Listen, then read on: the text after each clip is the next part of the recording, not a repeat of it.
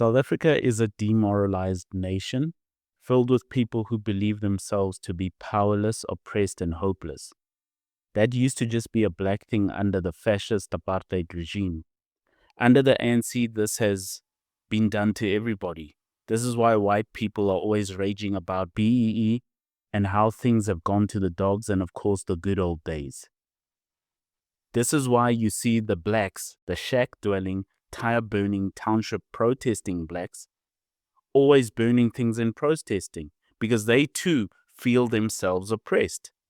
South Africans are fighting the war without a full-out hot war. This is a mental fight, a fight of ideas, that is being carried out on the South African public by its own government, with some organizations supporting that war on the citizens. Organizations like charities, the South African media, labor unions, and of course fake churches. The ANC war of ideas has been very effective on the population because even as the failed Liberation Party continues to fall apart and becomes less relevant, the citizens of South Africa are so busy fighting each other when it could be far simpler to oppose and get rid of the ANC. The failed Liberation Party is weaker than ever before, but South Africans are busy at each other's throats. ANC has power in the minds of South Africans and in real terms over the citizens of South Africa. Yet the good people of South Africa are still fighting each other, fighting about race, as if we have not been doing that for the last 350 years already. Julius Malema blaming everything on white people, some white people advocating for Cape independence. These are just two bad ideas that play into the hands of the Marxist socialists that have been working to break the people of South Africa down for the last 30 years. What you see in these two examples and others like this in everyday South African life is what happens when a nation is demoralized, broken down, without hope, without spirit, without fire in their heart. Defeated people. A demoralized population is filled with people who are confused, scared, and often arrive at simplistic solutions that are not going to work. The population of South Africa actually responds to dumb ideas like this because they are demoralized. When you're demoralized as a population, you find that people have an altered sense of reality. They do not reason logically. They have a perception of reality that is created out of the demoralized mind. Malema wants people to see themselves as suppressed victims of the whites who view themselves as superior to them because of their race, while the whites who push fake genocides and Cape independence want the whites to view themselves as victims of jealous, revengeful blacks. Both sides are coming to the conclusion that they would be better off if those on the other side, those of the other color, were gone, if they had nothing to do with each other at all. While the citizens are busy fighting about this dumb stuff and coming to stupid ideas and shallow solutions like this, ideological subversion is the process which is legitimate, overt, and open. You can see it with your own eyes. It's a slow process which we call either ideological subversion or active measures, активные мероприятия in the language of the KGB, or psychological warfare. What it basically means is to change the perception of reality to such an extent that despite of the abundance of information, no one is able to come to sensible conclusions in the interests of defending themselves, their families, their community, and their country. It's a great brainwashing process which goes very slow, and it's divided in four basic stages. The first one being demoralization. It takes from 15 to 20 years to demoralize a nation. Why that many years? Because this is the minimum number of years which requires to educate one generation of students. The ANC and its associates have held on to power for 30 years, stealing, killing, and destroying. For every single day of those 30 years, 10,950 days straight of stealing, killing, and destroying by the ANC. The citizens of South Africa have been demoralized, losing heart, losing morale, and morality. It is not that everything is lost, it is that they believe themselves to be largely powerless to do anything about it. Many have learned to be helpless victims, whether there is truth to that or not. The ANC has succeeded at demoralization, and that's across the entire population, no matter your color or creed. They have broken down the country and the people, made them dependent on the government, scared them into shallow, weak ideas, because people feel powerless and unable to change things. That's why they run to these simplistic ideas that will not work out. They will only work to destroy the country further. This applies to citizens of every color and creed. South Africans are in a hopeless state. The ANC has used many methods to do this, which include breaking down the education system, creating a victim mentality among black people and all people actually, failing infrastructure. They focus demoralization on young men and men in general, which is very important in demoralizing any society. They're also pushing constant racial division. Socialist communist ideas abound in our country while eroding the nation's moral fabric and twisting it into some deformed, disordered, immoral place. Of course, this nation and its citizens can be lifted. It's just a matter of time. I put it to you that throughout history, we see that one of the best ways to recover a demoralized nation is by lifting up the men. Men build societies. As the men go, so goes your society. The first method the ANC has used to demoralize South Africa: education and a victim mentality. A key principle in demoralizing a population is creating the conditions that make the people depend on the government, making sure that people cannot do for themselves, don't have the skills to do for themselves, that they wouldn't even know how if they had to. You have to make sure that people have no belief or desire to do for themselves. They are dependent as much as humanly possible on the government.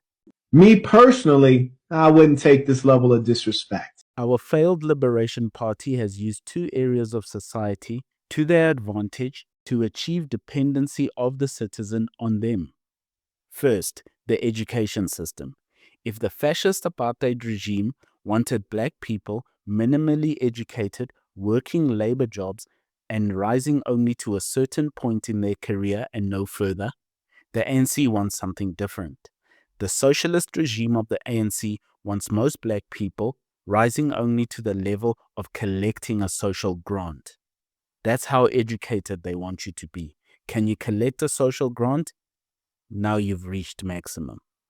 Apartheid wanted anyone who was not white working at the lower levels, while ANC wants most people, black, colored, Indian, and white, on welfare. Only if you have a middle to higher paying job can you afford to send your child to a former white school, a Model C school, or private school, so they can get a good education. If you're depending on the government for a good education, you're going to be deeply disappointed. The former black, colored, and Indian only schools have to be assessed individually as to how well they're educating the children. Many of these schools are dysfunctional and do not provide a good level of education for our children. Many of the former white schools, the Model C schools, have also dropped their standards and become dysfunctional. Unfortunately, if we're honest with ourselves, we have to notice that those schools became dysfunctional when they became mostly filled with black learners, perhaps pointing to the dysfunctionality among the black population in South Africa. All racial groups in South Africa have their dysfunctionality, have their problems. This one is just noticeable about the former Model C school, even to the point wherein there is an unspoken rule that if you want to send your child to a good former Model C school, it's always a good idea to consider how many more white learners are in that school than black learners at that school. I said, hold up, wait a minute, something ain't right.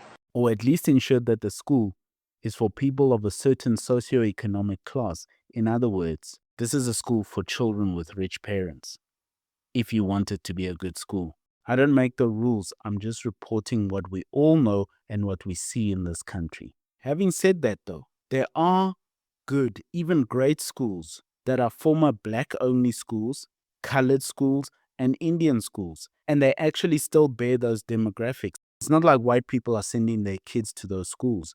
They still have predominantly black students, predominantly colored, predominantly Indian pupils. They're producing really good results and educating the children to the highest levels. However, they have to overcome a lot of unnecessary challenges just to get their students to the finish line. Those are challenges caused by the government directly or indirectly. A lot of these schools, plus the private and Model C schools, work very hard to provide a good education for our learners. Yet we cannot run away from how badly the South African education system is doing overall and is failing black children the most. This is by design, by the way. It's done on purpose by the socialist, communist ANC government.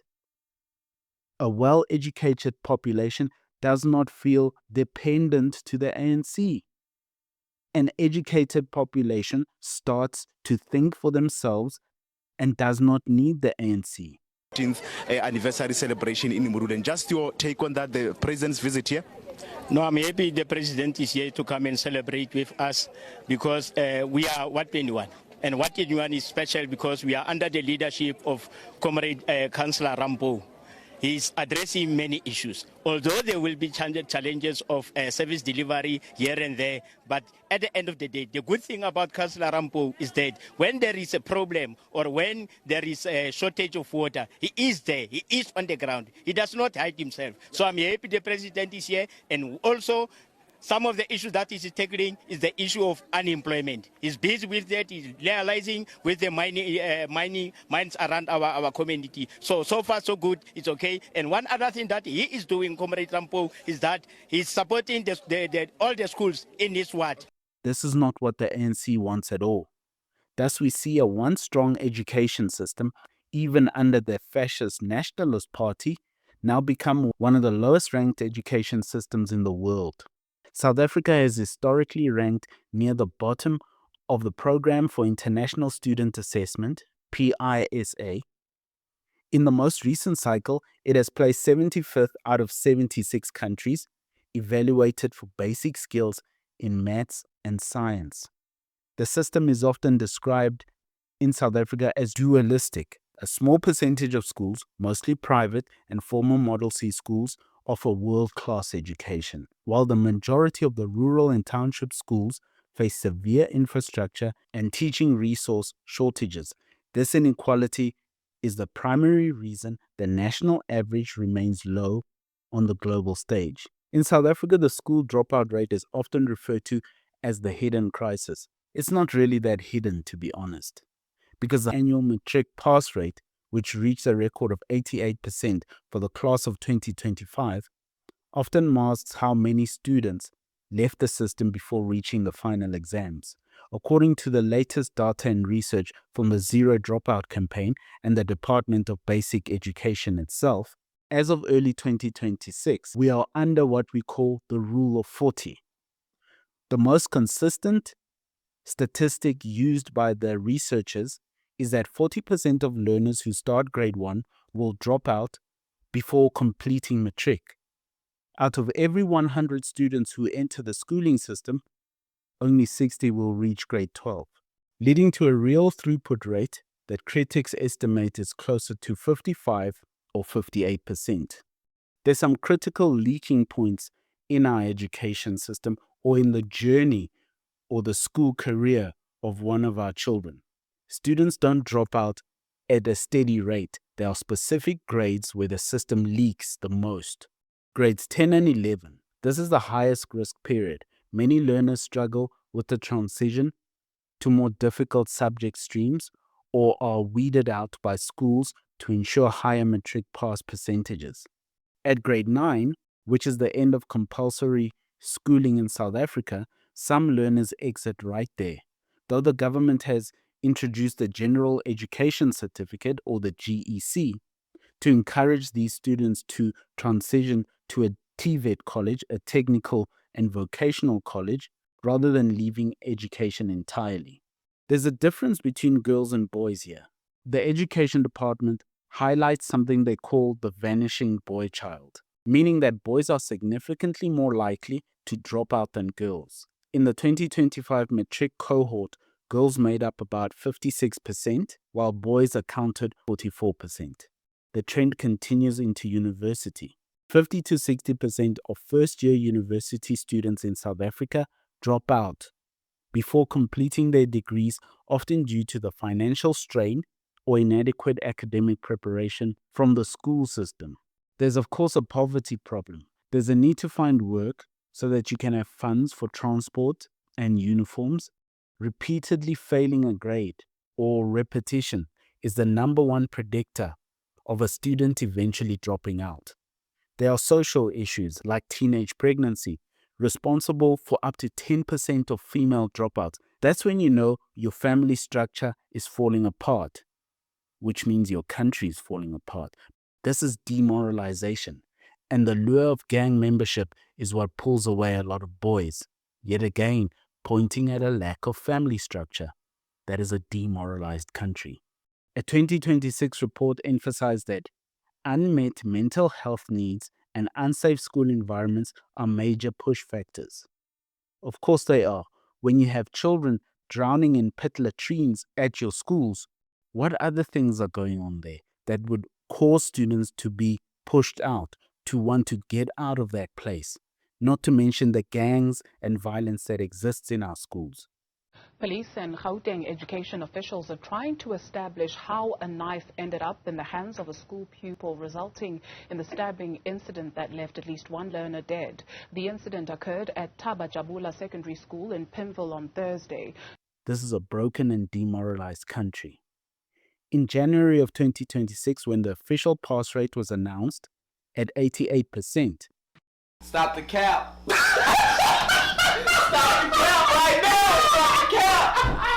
civil society groups pointed out that if you count all the students who started grade 1 with the group 12 years before, the true pass rate is actually roughly 54.7%. And I think that's the number we actually should be looking at. This is a sign of a country in deep trouble, a demoralized people who cannot even take their kids through 12 years of schooling when they could routinely do it during apartheid. This is not just incompetence. Incompetence is obviously there. What we have to understand, though, is that this sort of incompetence is allowed to exist and even encouraged because it serves the bigger purpose, which is to demoralize the people, turning them into serfs, into slaves. You cannot demoralize the population if things work well and people are highly educated. Look what happened under apartheid when they were just reasonably educated. They tend to start thinking and fighting and writing and spreading ideas. That is not good, because then they might start asking, why do we need the ANC? Why do we need social grants? We're educated. Why can't we fix our problems ourselves? What the ANC wants is victims, not people who are out here doing things. People who have learned to be helpless and see themselves as victims of the white man and circumstances. That's what the ANC wants. These are the people the ANC loves, for a matter of fact. These are the people they throw KFC and dirty yellow t-shirts at, and are thankful for any scraps they receive from some fat, self-important politician who sends their children to a private school. When a population sees themselves as victims, the demoralization has worked. All the government needs to keep doing is pushing it and reinforcing it and reminding you of how powerless you are. Why is it that the ANC politicians always speak about the problems of this country as if they're not the ones running things? They always speak about how we need to address this, how we need to address that, while they're the ones in charge. They're the ones that could address it. Just address it. Don't tell us about the problems in the country. We know what the problems are. And you clearly know because you're mentioning it, but you're not doing anything about it. Add to that how they forever are blaming apartheid 30 years into the ANC socialist communist rule. This is demoralization. They want to kill the spirit, to kill the fire in every citizen, every individual in this country. The South African men need to wake up from their sleep, stop letting Gwede Mantashe, Fikile Mbalula, Zuma Malema, and Cyril demoralize you. They want to control and lead you. And if you really had to think about it, what kind of self-respecting, red-blooded man would let himself be a slave to Fikile Mbalula? Have you no shame, sir? If we are to turn this nation around, the men need to wake up, because only men build society.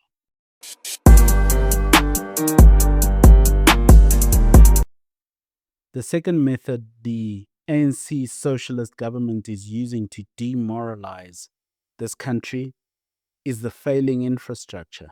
When you look at a sports complex built by the ANC government, or even one built by the apartheid government, and you see the rusted goalposts, the unkept grass, or just the sandy pitches, graffiti on the walls, signs of scrap collectors and drug addicts having taken parts of that complex and vandalized it, or the stripping down done by the local community themselves so they can use windowsills, gates, and even bricks. How does someone steal a brick from a building?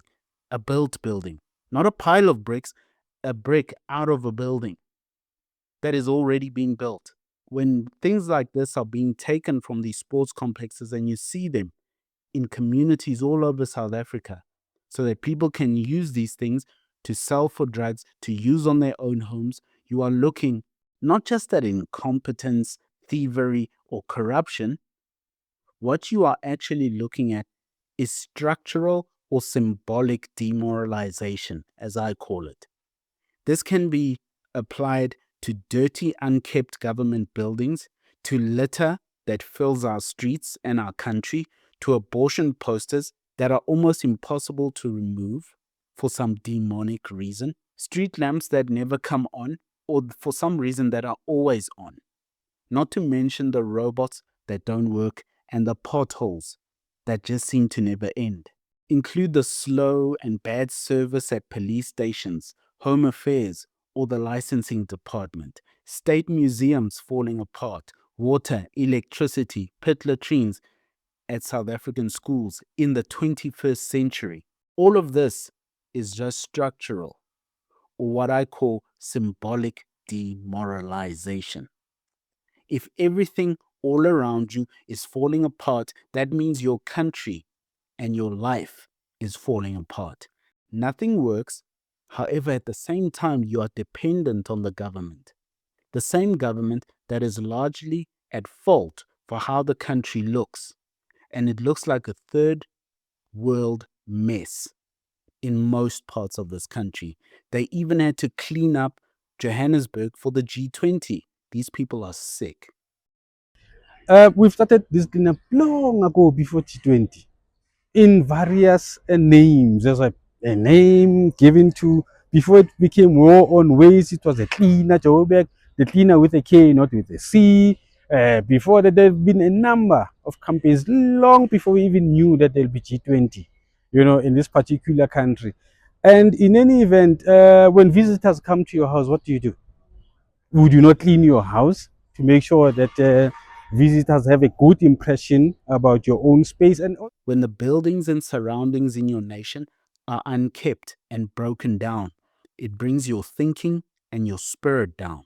Why do you think socialist communist states always build brutalist buildings, lifeless blocks of concrete that kill the spirit, that imprison the mind and the spirit and the soul itself? Letting things fall apart has the same effect as those concrete block Soviet buildings, especially when the goal is to break the spirit of the population that once knew what it was like when things worked. Say what you want about the fascists, about the fascist apartheid government, but things worked. Letting the infrastructure fall apart is not just about tender corruption and a lack of maintenance. Of course, that's part of it, but it's not just about that. It's something done on purpose to break the spirit and keep the citizens low. Why would you let the human spirit feel uplifted by building places where people can run, play, cheer, keep healthy, be creative, work, and where things function and people can get things done? Why would you do that? You're trying to demoralize. That sort of thing leads to solutions, to thinking, to hopefulness. That's not what the ANC wants.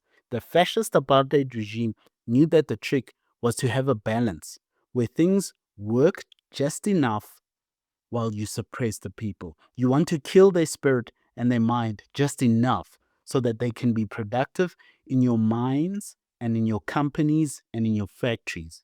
The ANC, on the other hand, is letting everything fall apart while they eat and hollow out the nation.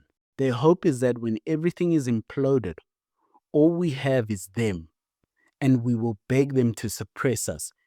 In other words, full socialism and communism. No longer what they're calling it now, which is what they usually refer to as a developmental state. Okay. Which is just a slow, systematic fall into socialism and communism. Their goal is to own and take the country in full. They already act like they own the place and own the population, especially the black citizens. They treat them like cattle, and they refer to them as our people, as if they own them. This is mental and spiritual subversion. It is a twisting of the human spirit into a slave, resulting in the sort of people complaining yet never doing anything to change things. When someone tries to do for themselves, the government's job is to stop them, to cast them out, or to slow them down. If you try to provide electricity for your community yourself, you will be stopped. If you build an organization to oppose illegal foreigners, they try to cast you out and use the media to call you a bigot, to say that you're xenophobic, and try to make people believe that you hate Africans. They want you to give up. They want you to give up and be cast out. If you want to build a business, you will be met with regulations, hurdles, laws, licenses, anything possible to slow you down until you run out of money and eventually give up. The ANC is working against the citizen. They are always working to demoralize you so that the individual and the community lose heart, lose spirit, lose fight, and lose hope. The more people that they can do that to means the more power and control they have over the citizens. Dependency, domination, and suppression. That is why they demoralize the population, so that they are beaten down, dependent, dominated, and so suppressed that you have to look to the government for food, life, and even meaning. This is why it is so important that the men of any population do not let themselves be demoralized. For if they do, then your nation stops moving forward. It is the men of any civilization or society that move it forward. South Africa can and will only get unstuck if the men do something about it. Civilization, kingdoms, societies are only built by the process of one group of men contending against another group of men. Thus, men have to act, to stand up against the ANC, or nothing will change.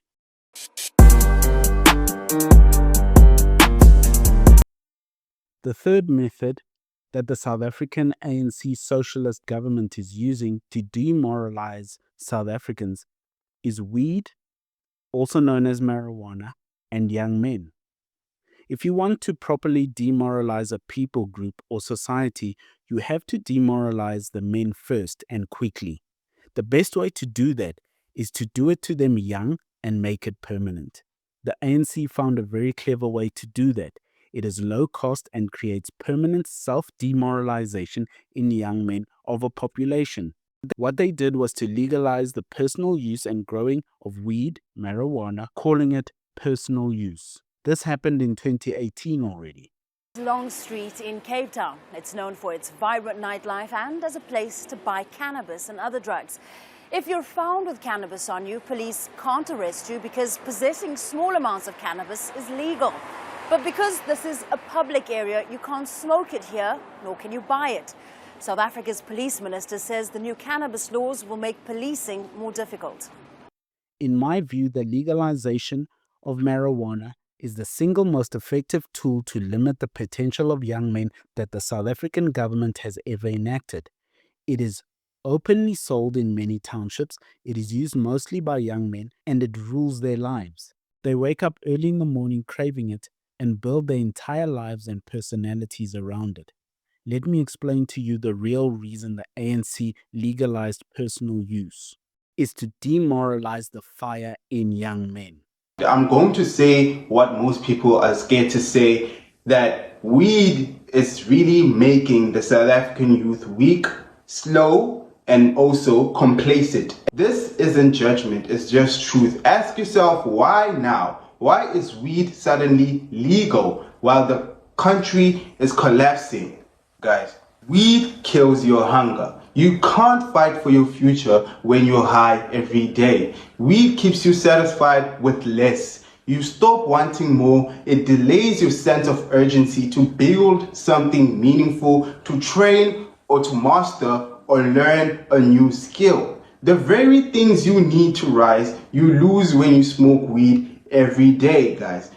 To make men weak, docile, and easy to control, because the truth about weed is this. In the medical and scientific community, the young man's brain is a specific area of concern because the male brain typically doesn't finish developing, they say, until around the mid-20s, roughly 25. Recent longitudinal studies, updated in early 2026, have clarified that the effects of marijuana on young men are not just about being high, but about how THC interacts with the brain's wiring during its final construction phase. Over the years, we've heard about how harmless marijuana is, how harmless weed was. Do not be tricked by these things. More than one country, America itself, European countries, and many other countries around the world are using the same strategy. Where do you think the ANC got it? They have found that weed is impactful in demoralizing the young men. Do not believe that this thing is harmless. You are a fool. And some of you want to believe that. It's not true. First, structural rewiring, the developing brain. Under age 25, the brain is undergoing the process of synaptic pruning and demyelination, essentially trimming weak connections and insulating the important ones to make the brain faster and more efficient. THC, which is what is in marijuana, mimics the body's natural endocannabinoids, which act as traffic cops for brain development. Frequent use can flood these receptors, leading to a brain that is physically different. Research shows reduced gray matter volume in areas responsible for impulse control and decision making. Young men who use heavily often show a decline in prefrontal cortex activity. This is the CEO of the brain. When it's impaired, tasks like long-term planning, problem solving, and resisting impulses become significantly harder. Mental health multiplier, psychosis and schizophrenia. The most striking data from 2024 and 2026 research highlights a gender-specific risk for young men regarding serious mental illness. And I've seen this. This is not a lie. This is real. Up to 30% of schizophrenia cases in men aged 21 to 30 might have been prevented if they had avoided heavy cannabis use. Young men are roughly twice as likely as young women to develop cannabis-related psychosis. Scientists believe this is due to the way male hormones like testosterone interact with the dopamine system when triggered by high-potency THC. Bipolar and anxiety are also part of this. New data in 2026 shows that adolescents who use cannabis have doubled the risk of being diagnosed with bipolar disorder or major depression by their mid-20s compared to non-users. The debate over whether marijuana makes you less smart has been refined by recent data. First, memory retention. The working memory, the ability to hold and use information in the moment, is the most consistently damaged function. IQ points. The famous 8-point IQ drop theory from older studies has been debated, but 2025 research confirms that early onset users, starting before the age of 16, see a measurable decline in verbal memory and processing speed that often does not fully recover even after quitting. Motivation and reward systems. Marijuana affects the brain's reward circuitry, the dopamine path. Amotivational syndrome. You develop something called an amotivational syndrome. This isn't just laziness. Chronic use can desensitize the brain to dopamine. Things that should feel rewarding, like hitting a goal, exercise, or social success, start to feel flat unless the person is high. Yes, weed destroys your focus and consistency. You can't stay sharp while you're high every day. You lose drive, you lose discipline. One joint turns into a lifestyle of chill. How do you build a legacy like that, guys? How do you build or focus on building an empire when you're always high every day? Look, guys, it weakens your masculinity and edge. Most young men are passive and emotionally soft. Weed lowers your testosterone. It kills your motivation and it removes the killer instinct, the fire you need as a young man to be a leader. It destroys you slowly.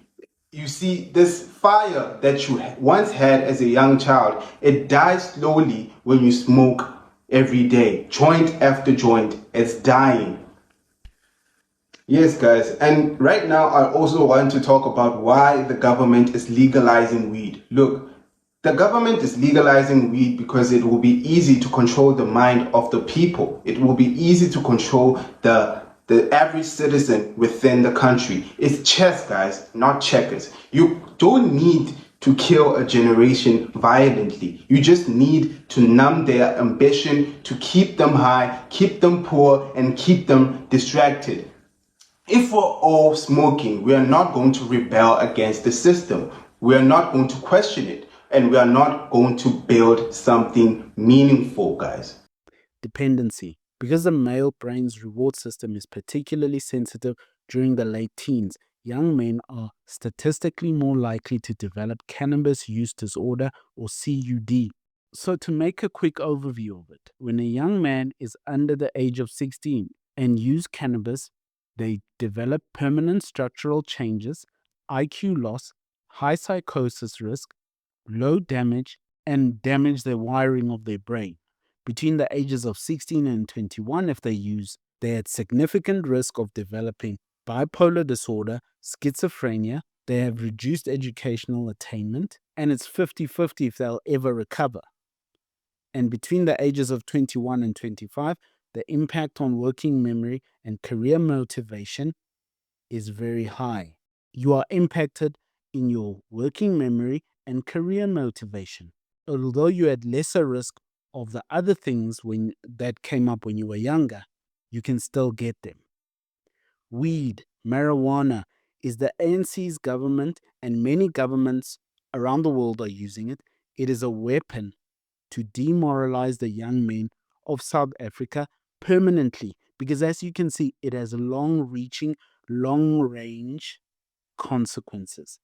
It is and has worked for the ANC government and for many governments, and they have done it to millions of young men. The point is to keep power, because no one is there to threaten the power. The young men are weak and docile, meaning easy to control. They're dependent on weed and not motivated for anything else. If you think I am going over the top with this, you are not paying attention to what is happening in this country. You see them every morning craving a smoke. First thing they do every morning is run out and try to get some weed if they don't have any. And they're constantly smoking it. And the things mentioned about the scientific research, you see every single day all over this country because they smoke marijuana. And that's just the beginning, because weed is not the only problem. Gambling has moved online in South Africa and is growing fast. Smartphones, lower data costs, and round-the-clock access have made placing a bet easier than ever before. We lose a lot sometimes, like really, we lose a lot. I don't have a limit. Bongila Zanazo says he bets on sports fixtures nearly every day. After I became unemployed and I depended too much on sport or on gambling, and I was worried that look now I'm getting addicted. Treatment centres and support organisations report a sharp rise in addiction cases, with many linked to online gambling platforms. It's often inquiries from parents in terms of younger adults, but then they don't actually come through to treatment. We've noticed that the increase is often linked to single mothers, with financial difficulties. Critics say aggressive marketing and promotions are fueling the increase, targeting sports fans, young adults and first-time bettors. But the rapid expansion is causing alarm and many are falling deeper into debt. While traditional betting shops and gambling facilities remain part of the industry, the real growth is happening online, where gambling is available 24 hours a day. Critics say the speed at which online gambling is growing is outpacing oversight, making it harder to protect consumers. Industry data shows online betting accounts for around 70% of total gambling revenue in South Africa. Authorities say turnover between 2023 and 2024 increased from $69 to $94 billion. The gross gambling revenue equally has grown by over 25%. So you are seeing a situation where, as I said earlier, that South Africans are trying to keep up with the cost of living, and unfortunately, they fall into a debt trap. Online firm Betway Africa says it invests in communities and creates jobs. Gambling has proven to be just as effective and may even be more effective. So you add that to the pile as well. And someone can be addicted to weed and gambling. I don't see why not. Some people are overachievers like that, are overachievers at underachieving like that. You throw on top of weed and gambling pornography. It is always on the list. It is a powerful weapon, moves much slower most of the time than weed and gambling, but it can be just as permanent in ruining a young man's life and altering their brain. I don't have time to go through the studies for both gambling and pornography, because the ANC is really winning with this weed, and gambling is right there with it, and pornography is always there. It's not that the ANC wanted people to be free to smoke weed. That's not the point. Weed gives them power over the very people that can take that power away from them. In this case, weed is not just a political thing. It is a medical and biological demoralization weapon used on young men in the South African society. Don't forget that weed is also a gateway to harder drugs like nyalpe. And nyalpe turns your young men into filthy, grey zombies that steal, kill, and destroy. The ANC hates the young men of South Africa just as much, if not more, than the fascist apartheid regime ever hated them. Verwoerd wanted them to work at a low level and be cheap, productive labor. The ANC wants them sleepwalking through life, alive but not really, in a coma of unproductivity, in a cloud, in a fog, in a haze, in a trance. This is the demoralization of men because they are the ones that move society forward and change society. So you have to deal with them.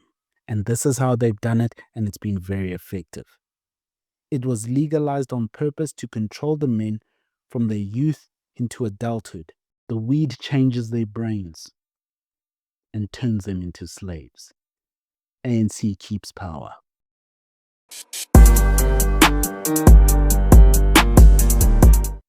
The fourth method that the ANC has used to demoralize the population of South Africa is constant racial division. Don't fall for this. You know why the South African politicians, advocacy groups, news media, and social media influencers keep pushing racial stories and topics. It's because they think you're stupid, dumb. If they can keep the population fighting and debating each other about how terrible the other group of people are, the longer power remains in the hands of the ANC. Those who do not believe that are not paying attention. For 30 years now, we have been going back and forth about race and racism, arguing against ourselves while one of the most incompetent and corrupt governments in the world keeps ruling the country and damaging people's lives, permanently in many cases. Here I was thinking that after 1994, we were fixing the racial division. Seems the ANC found shifting their approach to it in how they address racism was exactly what they needed to distract and demoralize the people.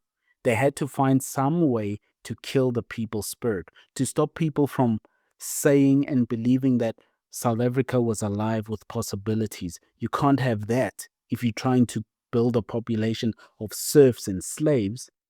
No one is able to come to sensible conclusions in the interests of defending themselves, their families, their community, and their country. It's a great brainwashing process which goes very slow, and it's divided in 4 basic stages. The first one being demoralization. It takes from 15 to 20 years to demoralize a nation. Why that many years? Because this is the minimum number of years which requires to educate one generation of students in the country of your enemy. Thankfully, they have not killed the people's spirit totally. South Africans are just not that easy to subdue, actually. However, what did happen is that they managed to keep everyone so distracted by this issue of race that it divides the population enough that those in power are never threatened by the masses because the masses cannot agree. They're too busy being at each other's necks. They are too distracted fighting each other. The blacks are saying they are still victims of the whites. The whites are saying the blacks are out to get them. The coloreds are saying they are neither black enough or white enough to benefit either way. And the Indians spend a lot of their time minding their own business or trying to get everyone's attention. It just depends on the issue. While the different people groups are at each other's necks, what is happening is that the champagne keeps flowing, the January cake keeps getting cut, and the presidents change while nothing at all changes. To the point where Thabo Mbeki thinks the ANC is too big to fail. We must keep that commitment to make sure that this happens. If it doesn't happen, South Africa is dead. Former ANC President Thabo Mbeki says municipalities are struggling. Corruption is rampant, services are not being provided to the people. Mbeki says communities must hold the ANC to its commitments of providing services. In a frank admission, Mbeki says if the ANC fails, then the country would be doomed as it's the governing party. In a sense, I'm saying today the ANC is too big to fail. Because it fails, the country will collapse, will fail. That's the Have you ever heard anything more tone deaf and stupid? Just dumb. The different races in the country is not the problem. You need to understand that. How the country is run has always been and will always be the actual problem. Whether the country was run by white fascists or black socialists, race is a reality of this country and is nothing to run away from. It's just a fact of history and of time. The population being made up of people from different races is far from our biggest problem. It's not even in the top 10 of our biggest problems in this country. However, it always features heavily with politicians, the media, and online influencers because it gets people emotional, it gets people worked up, and it gets people divided. And when they can divide you, they can rule you, which leads to people having stupid arguments that go nowhere. The same arguments we have been having for the last 320 years before the ANC rule and for the last 30 years while the ANC has been ruling. Don't fall for this cheap old trick. Don't be demoralized through racial argument. What do you mean by that? The thing those who want to demoralize us would like to see most is the population becoming more racist towards each other. In that, they have actually succeeded in making South Africans still racist towards each other. The truth is the racial thing is actually simple. in that we don't need to be each other's best friends or anything like that. You just have to get rid of racialized laws. Either way, whether it's being pushed by white people as the MP did, or whether it's being pushed by black people as the ANC did. And then, for the rest of life, actual human interaction, people need to follow just one law. We just need to follow this one rule. Treat others the way you would like to be treated, and you will see the country stabilize. You don't have to be everybody's friend. Just take it out of the law and treat others the way you'd like to be treated, whether you're in the car park, whether it's a child at your school, whether it's in the shopping mall, or whether you're just watching TV. The way you speak, act, and think about people, just use that one law. Treat people the way you'd like to be treated. You won't fall for the cheap tricks after that. Don't fall for it. Don't be stupid. Don't be dumb. Failing countries are countries where the population is demoralized, where the men are weak and we argue about things we cannot change, like the color of someone's skin. For South Africa to turn around, we need a population of educated people who do not see themselves as the victim, high energy individuals who can reach their potential and exceed it with fully developed brains. For then we can actually repair our infrastructure and build an inspiring, clean, and beautiful country that is competitive all over the world. This will take the men taking charge, taking their rightful place as the natural leaders of any society, not allowing themselves to be demoralized, and moving this nation forward into a prosperous future where our best days are yet to come. The sort of country where the biggest news story of the day is that a baby giraffe was born at the zoo today, and everyone gets excited about that because everything else is so safe, is so in order, is so clean, and that it's taken care of. People work, people have jobs, and people have money. That's what South Africans want. That's the South Africa I would like to live in. That's the South Africa we all understand we could have. To do that, men, do not let yourself be demoralized. Thank you for listening.